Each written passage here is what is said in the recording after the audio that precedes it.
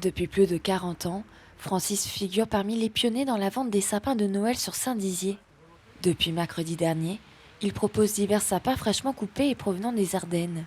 Bien que la saison ait démarré plus tôt que d'habitude, il constate un démarrage assez timide et une incertitude sur le nombre de ventes face à l'inflation. Oh, ben nous, on en vend 150.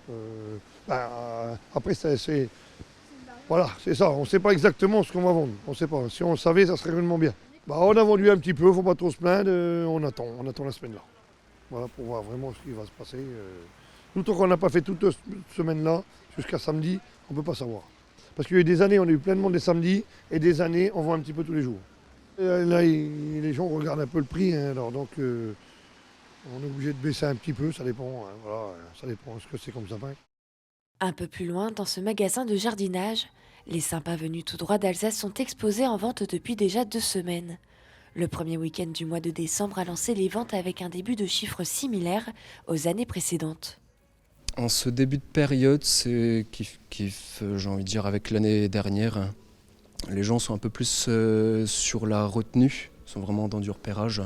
Là, depuis 2 semaines, il y a dû avoir une bonne quarantaine de sapins qui sont sortis quand même. Et puis ça va aller crescendo. En plus, on distingue deux grands types de sapins, ceux qui gardent leurs aiguilles et l'épicéa qui lui perd ses aiguilles.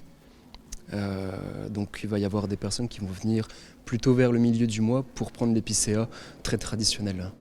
Pour sa 3e année en tant que responsable de la vente des sapins, Jason remarque aussi une prudence chez les clients par un achat réfléchi et économique. Oui, je le vois.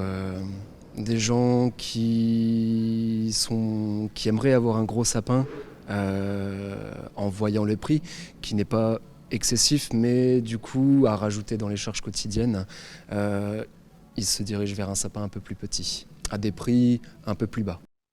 L'objectif de ce magasin est de vendre 250 sapins durant la saison. Que ce soit chez un indépendant ou dans une grande surface, les prix varient de 15 à 70 euros selon la variété et la taille du sapin.